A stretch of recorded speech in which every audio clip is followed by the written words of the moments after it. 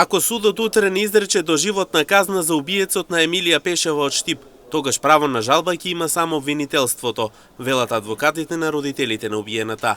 На вчерашното судење обвинителката побара доживотна казна за Фадил Зенилов, со што ќе му се суди за кривично дело извршено при родово базирано насилство. Во случајов само обвинителот има право на жалба во делот на казната, а ние како полномошници имаме право на жалба само во делот на евентуално досудените трошоци или штета. Со голема болка во срцето родителите на Емилија велат дека само со доживотна казна може правдата да се задоволи, но сепак нивната ќерка никогаш повеќе нема да се врати. Поради неверство, не. Он се закани дека ќе утепа.